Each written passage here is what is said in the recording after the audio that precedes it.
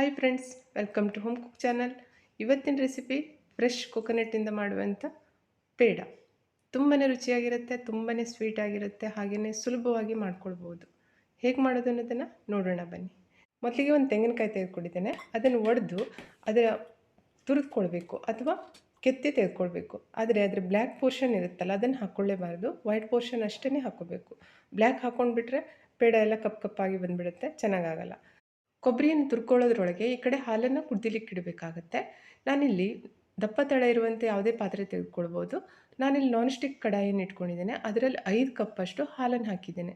ಹಾಲು ಚೆನ್ನಾಗಿ ಕುದಿ ಬರಬೇಕು. ನಾವು ಎಷ್ಟು ಕ್ವಾಂಟಿಟಿ ಹಾಲನ್ನು ತೆಗೆದುಕೊತೀವಲ್ಲ, ಅದು ಅರ್ಧದಷ್ಟು ಆಗಬೇಕು, ಅಷ್ಟು ಬತ್ತಬೇಕಾಗತ್ತೆ. ಅಲ್ಲಿ ತನಕ ಕುದಿಸ್ಕೊಳ್ಬೇಕು. ಆಗ ಹಾಲನ್ನು ಸ್ಟವ್ ಮಾಡ್ತಾನೆ ಇರಬೇಕು, ಇಲ್ಲಾಂದರೆ ಉಕ್ಕು ಬಂದು ಚೆಲ್ಲೋ ಚಾನ್ಸಸ್ ಇರುತ್ತೆ.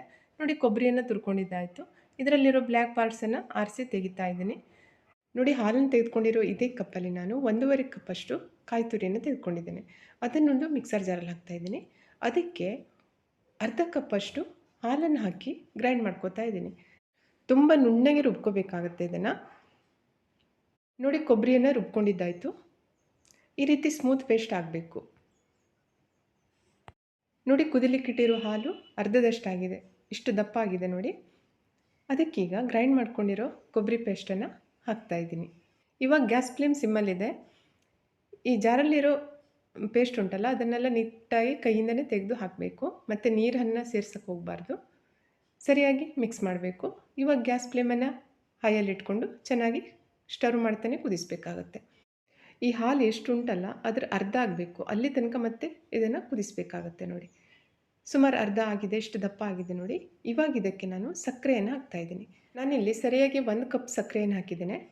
5 ಕಪ್ ಹಾಲು ತೆಗೆದುಕೊಂಡಿದ್ದೇನೆ, 1.5 ಕಪ್ ಕೊಬ್ಬರಿ ತುರಿ, ಅದಕ್ಕೆ 1 ಕಪ್ ಸಕ್ಕರೆ. ಇವಾಗ ಇದನ್ನು ಅರ್ಧದಷ್ಟು ಆಗೋ ತನಕ ಬತ್ತಿಸ್ಬೇಕು. ಸ್ಟರ್ ಮಾಡ್ತಾನೆ ಬತ್ತಿಸ್ಬೇಕಾಗತ್ತೆ, ಇಲ್ಲಾಂದರೆ ತಳ ಹಿಡ್ಕೊಳ್ಳೋ ಸಾಧ್ಯತೆ ಇರುತ್ತೆ. ನೋಡಿ, ಇಷ್ಟು ದಪ್ಪ ಆಗಿದೆ ಇದೀಗ. ಕಡಾಯಿಯ ಸೈಡೆಲ್ಲ ಹಿಡ್ಕೊಳ್ಳುತ್ತಲ್ಲ, ಅದನ್ನೆಲ್ಲ ನೀಟಾಗಿ ತೆಗಿಬೇಕು.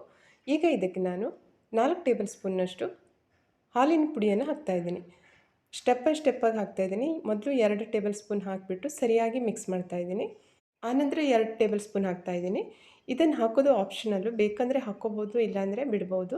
ಇದನ್ನು ಹಾಕೋದ್ರಿಂದ ಪೇಡೆ ಕಟ್ಟುವಾಗ ಒಳ್ಳೆ ಬೈಂಡಿಂಗ್ ಬರುತ್ತೆ, ಅದಕ್ಕೋಸ್ಕರ ಹಾಕ್ತಾಯಿದ್ದೀನಿ ಅಷ್ಟೇ. ಜೊತೆಗೆ ಒಳ್ಳೆ ಟೇಸ್ಟು ಬರುತ್ತೆ. ಇವಾಗ ಇದನ್ನು ಗಟ್ಟಿ ಆಗೋ ತನಕ ಕಾಯಿಸಬೇಕು. ನೋಡಿ, ತುಂಬಾ ಚೆನ್ನಾಗಿ ಕಡಾಯಿ ಬಿಟ್ಟು ಬರಬೇಕು, ಅಲ್ಲಿ ತನಕ ಕಾಯಿಸಬೇಕಾಗತ್ತೆ ನೋಡಿ. ಇವಾಗ ಇದಕ್ಕೆ ನಾನು ಅರ್ಧ ಟೇಬಲ್ ಸ್ಪೂನ್ನಷ್ಟು ಏಲಕ್ಕಿ ಪುಡಿಯನ್ನು ಹಾಕ್ತಾಯಿದ್ದೀನಿ. ಇದನ್ನು ಮಾಡಲಿಕ್ಕೆ ಸುಮಾರು ಒಂದು 40 to 50 ಮಿನಿಟ್ಸ್ ಬೇಕಾಗುತ್ತೆ. ಗ್ಯಾಸ್ ಫ್ಲೇಮನ್ನು ಹೈ ಟು ಲೋ ಇಟ್ಕೊಂಡು ಮಾಡ್ಕೋಬೇಕು. ನೋಡಿ, ಇಷ್ಟು ಗಟ್ಟಿ ಆದರೆ ಸಾಕು. ಇವಾಗ ಗ್ಯಾಸ್ ಫ್ಲೇಮನ್ನು ಆಫ್ ಮಾಡಿಬಿಟ್ಟು ಕಡಾಯಿಯನ್ನು ಕೆಳಗಡೆ ಇಳಿಸ್ಕೋಬೋದು. ನೋಡಿ, ಮಿಕ್ಸ್ಚರ್ ತಣ್ಣಗಾಗಿದೆ. ಅಂಗೈ ಮೇಲೆ ಸ್ವಲ್ಪ ತುಪ್ಪವನ್ನು ಸವರ್ಕೊಂಡು ನಮ್ಗೆ ಯಾವ ಶೇಪಲ್ಲಿ ಬೇಕೋ ಹಾಗೆ ಅದನ್ನು ಕಟ್ಕೋಬೋದು. ಲಡ್ಡು ಸಹ ಮಾಡ್ಕೋಬೋದು, ಅಥವಾ ಬರ್ಫಿ ಟೈಪ್ ಮಾಡ್ಕೋಬೋದು, ಹೇಗೆ ಬೇಕೋ ಹಾಗೆ ಮಾಡ್ಕೋಬೋದು. ನಾನಿಲ್ಲಿ ಪೇಟೆ ಟೈಪ್ ಮಾಡ್ತಾಯಿದ್ದೀನಿ. ರೌಂಡ್ ಮಾಡಿ ಅದರ ಮಧ್ಯೆ ಸ್ವಲ್ಪ ಪ್ರೆಸ್ ಮಾಡಿ ಅದರ ಮೇಲೆ ಒಂದು ಡ್ರೈ ಫ್ರೂಟ್ಸ್ ಪೀಸನ್ನು ಇಡ್ತಾಯಿದ್ದೀನಿ. ನಮ್ಗೆ ಬೇಕಾಗಿರೋ ಯಾವುದೇ ಡ್ರೈ ಫ್ರೂಟ್ಸನ್ನು ಇಟ್ಕೋಬೋದು. ಮನೇಲೇ ಇರುವಂಥ ಕೆಲವಷ್ಟು ಇಂಗ್ರೀಡಿಯೆಂಟ್ಸನ್ನು ಹಾಕಿ ಮಾಡುವಂಥ ಈ ಸ್ವೀಟ್ ರೆಸಿಪಿಯನ್ನು ನೀವು ಕೂಡ ಒಂದು ಸಲ ಟ್ರೈ ಮಾಡಿ ಟೇಸ್ಟ್ ಹೇಗಿದೆ ಅನ್ನೋದನ್ನು ತಿಳಿಸಿ. ತುಂಬ ಸುಲಭವಾಗಿ ಮಾಡ್ಕೊಳ್ಳುವಂಥ ಈ ರೆಸಿಪಿ ನಿಮ್ಗೆ ಇಷ್ಟ ಆದರೆ ವಿಡಿಯೋವನ್ನು ಶೇರ್ ಮಾಡಿ, ಚಾನಲ್ಗೆ ಸಬ್ಸ್ಕ್ರೈಬ್ ಆಗಿ, ಹಾಗೆ ಲೈಕ್ ಮಾಡೋದನ್ನು ಮರಿಬೇಡಿ. ಇನ್ನೊಂದು ರುಚಿಕರವಾದ ರೆಸಿಪಿಯೊಂದಿಗೆ ಮತ್ತೆ ಭೇಟಿ ಆಗ್ತೇನೆ. Thank you.